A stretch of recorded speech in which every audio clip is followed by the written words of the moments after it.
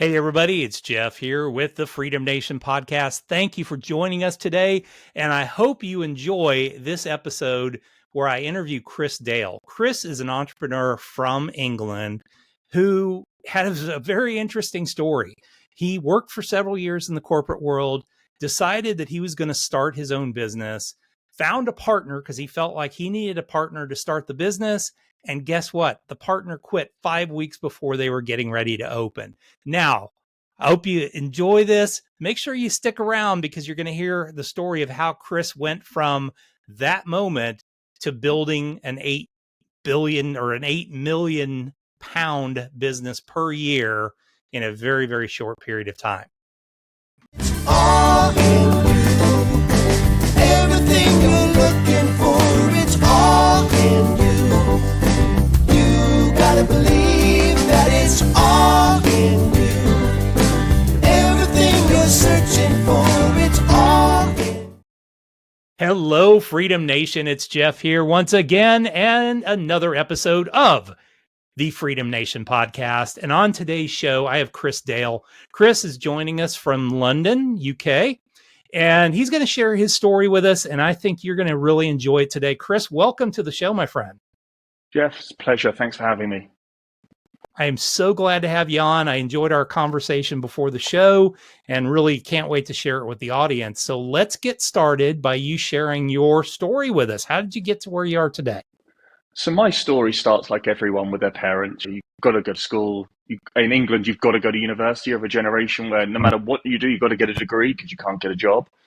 So I went to uni, got a law degree, hated it after 2 years, but obviously it keeps your parents happy, right? You got a law degree, came out and did not want to use it. So I fell into sales. I've always worked part-time jobs when I was at university, as people do, to earn money, and ended up working my way up through a business in an industry that I had no link to, but I love sales. I love people. That was always the thing I found I loved. And what sales also gives you is freedom to an extent, to meet people on your terms. After about 11 years, the company had grown from, 3 million to 50 million. I went one of the biggest in the market. I thought, you know what? I've got that itch. I'm working for someone else. I just want a bit more for myself, a bit more, as you call it, freedom to control my own destiny. So I did what everyone does, the right way to do it. You find a worthwhile business partner, you plan it, you delegate your responsibilities. I was put on gardening leave, so I had 6 months to get it all together with someone I really trusted. And then the wheels came off, in the politest way of putting it. With about 5 weeks to go, I was starting to get worried that it wasn't right anyway. My partner bailed, completely stopped answering my calls, said it wasn't for him, and just disappeared off the face of the planet. That's awesome. Not what you want. And you can go one of two ways. I went into full panic mode, as you thought you would. I had £26,000 on my credit card, living outside my means, a nice car, 2 kids, a house to pay for, and 1 paycheck still to come in.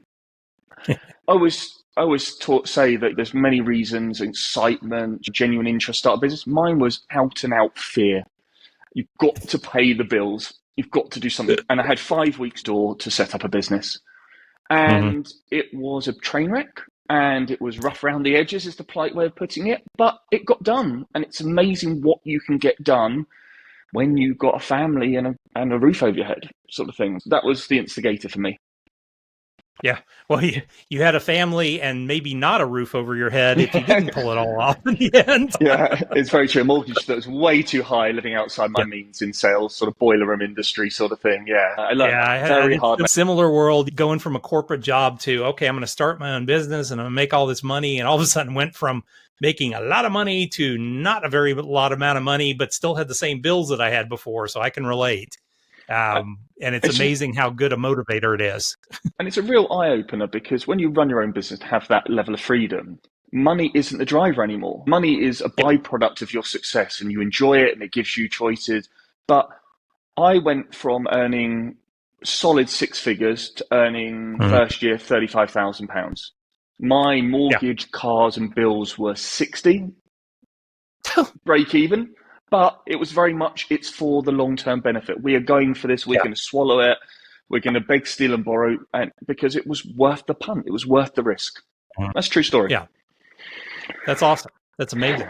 So let's talk a little bit about your business. What type of business did you start? And then what are you doing today as far as that business goes? So I'm very fortunate. So I work with a lot of international. I work in interiors and furnishings, but not in the Okay. buy it off the shelf. We offer a solution where we go into very expensive properties, kit them out all in one day, complete turnkey solution. Nice.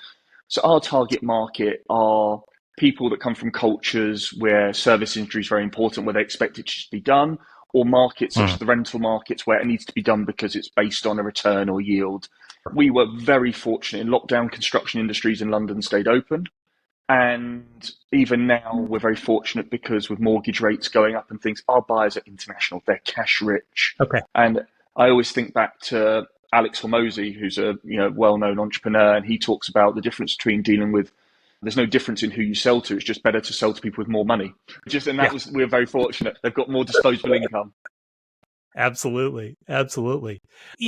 For that person that's sitting out there that's in a job that they don't really enjoy, they're really not in an industry that they like, what made you different from the other, let's say 70% of people that blow up in the first 18 months? What was different for you that helped you get past that 18-month period? So there's two things. One, I don't have an ego, so I know what I'm good at and what I'm not at. So I was very open at the start that I needed a business partner that did all the stuff I couldn't do. I knew I couldn't do it myself. And I'm very fortunate that my business partner took a punt on me because he was the back end to my front end. He was the black to my white. Yeah. And that's good, knowing your limits. I know what I'm good at. I'm good with people. I'm good in sales. I'm good at bringing teams together. I would say my biggest strength is I'm a good middleman bringing my team together. But I also knew if you're going to be the best, it's better to have quality over quantity of people. I come from a company with 300 plus at one point. I now have 31 employees, and I would say that's nice. No, probably 10 too many for an ideal world. It's great, and we've grown and we've created this monster, but it's about the quality. There's no underestimating how great over good is. I think we were talking before, you're about an £8 million business, right? A year, yeah, and it grows 15% a year, pretty much. 30 employees, the revenue per employee is pretty dang high at that. So yeah, if you could get it lower, that's great. But I still think it's pretty reasonable in the end. The good thing is we try and pay our staff better than anyone in the market. That was our thing if we're getting quality. Nice. And we do actively, we will swallow the short term to reward. So we keep people in the long term. Our turnover of staff for people actually leaving is one person's ever left of the. I've hired badly at times, and we'll get to that. Yeah. But that's a completely different kettle of fish. Yeah. So let's talk about that. Let's talk about some of those challenges, because I remember you talking about that. The staffing part was not your forte early on. So what did you learn from hiring people for the first time? The first thing I learned is I am the worst interviewer in the world. Genuinely, there is no one worse than me. I had to learn the hard way to bring people in. The other things I learned is CVs lie. People look amazing on paper. There is no beating for meeting them in person, seeing their track record in the flesh. I've hired badly a couple of times where I hired on paper talent. One of my biggest ethoses is I would pick work ethic over talent every day of the week. I can train people to get better. You cannot train work ethic into people. They've either got it or they haven't. No. I think it's just the way you're brought up, your hunger, your drive, your insecurity. I'm in sales, I understand insecurity drives you, but you just can't, it's nature, you can't nurture that. And people that work for me, they just want it more. It's just the athlete mentality. Yeah. Well, but I think, and I'm the same way, quite frankly. I think we're cut from the same cloth. I mean, coming out of the sales world, I mean, I think sometimes I have more faith in people than they have in themselves in a lot of cases. And the best way I heard it was a friend of mine in Texas here who said, you can't expect eagles and hire turkeys. You just have to find the people that are going to have that drive inside of them. I totally agree with you. And sometimes I feel like I see stuff in people that they don't see in themselves. And most times they prove me wrong in the long run. But I think that's a challenge. The other part is being a salesperson by nature. One of the keys of starting a business is you've got to get revenue coming in. So what was that like in those early days when all of a sudden you had 5 weeks left? How did you make that happen? I think most people, when they decide to set up their own business, they go into something they've either worked in before or they know relatively well. I think if I turn around and say tomorrow I'm going to be a footballer, I hate to break it to myself, but I'm not good enough. No one's going to take me on. It'll be a very short career. However, yeah, unfortunately, dreams can die. But then, so I got a piece of paper and went, who are the people that trust me? Because sales or business in general is a people business. They buy into who they know, not what they know. And it gives you a bit of goodwill. If you go to a cold call someone, they want a track record. They want a history of success. They want to know that you're financially sound. Truthfully, I wasn't financially sound. I had some external investment, again, I went to and said, you know me, I won't let you down. And they invested £250,000 in us to get us off the ground and fast track us. But you have to go to people and go, you know what, you're a good person. You've done it before for me. I trust you. And then work from there. I always think, people try and spread their net too wide to win any old people, as many as they can, because they think that's how you do it. Our market is £20 million. Actually, you just need one customer and go deeper with them and take all their business. Because it costs you less to win them, costs less to maintain them, and they trust you and give you more and don't go elsewhere. And we started with one customer very early on in one division of 26. We now have 13 divisions giving us 17% of our total revenue, just by word of mouth, moving division to division, person to person, reputation to reputation. And that's actually diluted as we've got bigger. At one point, they accounted for 28% of our business, I think, just on trust, word of mouth. Here's another deal. Here's another deal. And it doesn't cost me anything to retain that customer, buying them dinner occasionally or saying thank you. Yeah. But I mean, in the end, and I think this is where businesses miss out, is they get so focused on the acquisition side, on the front side, that they're not thinking about, I don't need a ton of clients. I mean, your approach to hiring people, the same thing is you're hiring clients that are quality versus quantity. Yeah, and our last business used to cover the whole market where I worked. It used to cover every department. And I'm very much about specialization, niche down as far as you possibly can. And you'd be surprised what businesses do that make millions of pounds. Like there's a company that turns over 11 billion that just does zips. Who'd have thought zip industry was worth 11 billion? And they control 47% of the industry.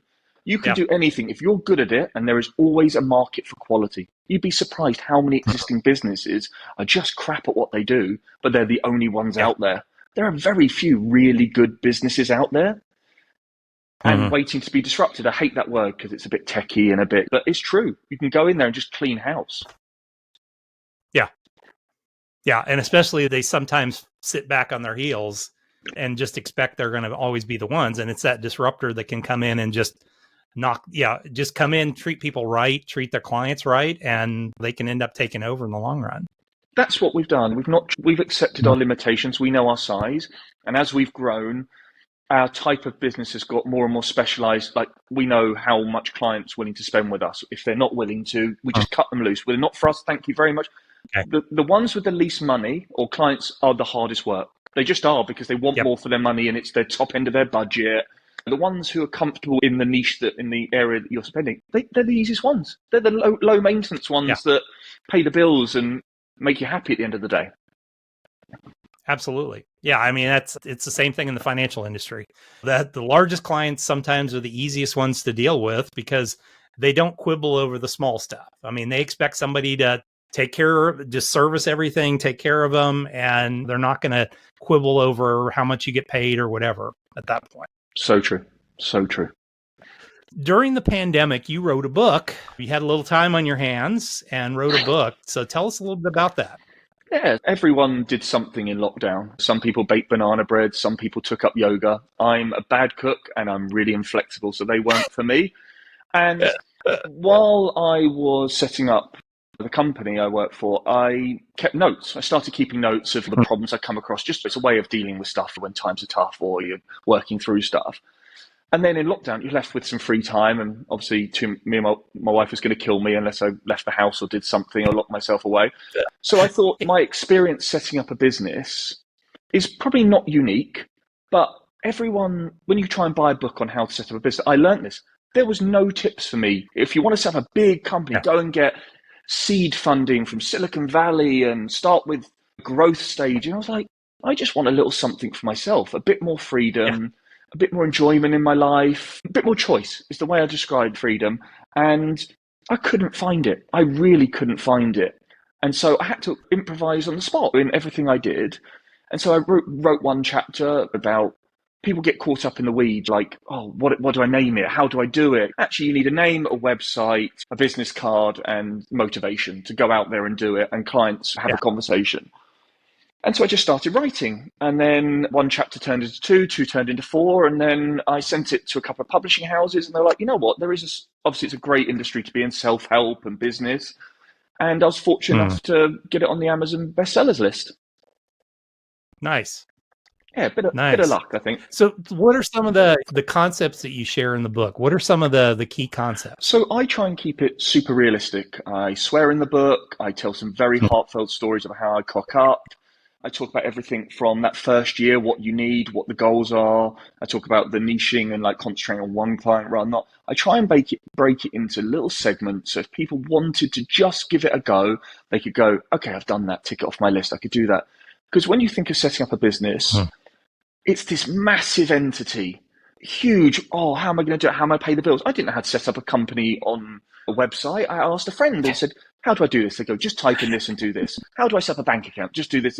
How do I buy some stock? Okay, you need to have a company and you have a warehouse delivery. Okay, if you don't ask, you don't get. Lean on people. Yep. And that was my thing. It's a real idiot's guide because I was that idiot. And it's true. It's true. If I can do it truthfully, there's nothing special about me. I'm average height, average weight, average education, and I've managed to pull something together that kind of works. Mm-hmm. Absolutely. Having it all to do over again, what would you have done differently that you've learned? Now knowing, what would you have done differently? I think the obvious one is I work in an industry that holds stock. And so a lot of your resources are taken up with warehousing, storage, delivery. I look at SaaS companies, and I look at tech companies, and it's all done through computers and cloud. And your margin levels and how you deal with customers, you can send stuff into I would probably do something more personal related, writing, consultancy. There's always a niche for convenience and helping people that doesn't involve a physical location or physicality. It always makes it that bit tougher. Yeah, I like that. All right, let's transition here a little bit to the fast 5 questions. So you ready? I am ready. I can't wait. All right, here we go. So first question, you wake up in the morning, business is totally gone. You have $500 in your pocket or 500 pounds in your pocket. Mm-hmm. You have a laptop computer, place to live. What are you going to do first? So I thought about this. I would get the train into London, into Central. I'd go to the most expensive area of London, and I'd watch the people there for half a day. The reason I'd do that is because they are the people with the most disposable income, that pay the most for convenience and services. They want problems solved. They are way past the stage of doing it for themselves. They have drivers and they have sorters and fixers, and they don't do anything direct. And I would find what the niche, what they needed. There was the friction, the sticking point there. I've learned like I said to you earlier, rich clients and poor clients, the only difference is they have more disposable income, the same level of capacity to deal with it. And then the circles they mix in, word of mouth is so important. So you wouldn't have to network and advertise and Facebook ads and things like that. Word of mouth in those industries, you look at most industries at that top level, an agency and things like that, and they know who their clients are and who they recommend, and you never hear of it. It gets done. That's where I would do it. A very old-fashioned way. Go and watch it. Great. No. Sometimes old-fashioned works way better than all the fancy tech stuff that's out there. I'm a dinosaur deep down. All right, second question. What's the biggest business mistake you've ever made? Hiring too quickly is definitely one.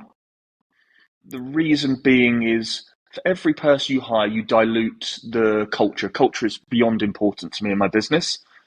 And our culture is fantastic where I am. It's the one thing I'm the most proud of if I was to leave today and they asked what we'd done. But every time you hire someone, the dynamic changes within that group, the power struggle, the difference. And I think just I rushed. I created a beast where I was trying to constantly double down sales, double down income. And actually, profit and sales aren't the same thing. So you can do £10 million in revenue. If you make no profit, why are you doing it? You're just busier with more people and more hassle. So I would have probably done that slightly slower and maybe looked at that again. At that point, I was in my zone. Let's hire. We're getting bigger. More business than we can shake a stick at. Breathe. Take a minute. And that's what I've learned is people are difficult. They're great. I love the people I work with. They are the best. I'm so fortunate for that. But people are tough. There are a lot of demands on your time and energy. And they don't necessarily understand the sacrifices you're putting out as a business owner. No, I think we have, as a business owner, you have to accept that everything is your fault. Whatever happens in the business, you are 100% responsible for that. Gary Vaynerchuk talks about it, and he always says, if you can deal with that, it's quite liberating because nothing scares you. Anything that goes wrong, it's on you. If you lost a deal, it's because we didn't pitch it right, or we didn't do it, or we weren't up to task. Why weren't we up to task? Never blame someone else. They work for you. You sign on the dotted line, your name above the door. And it's so liberating. It's true. Never blame anyone. I love it.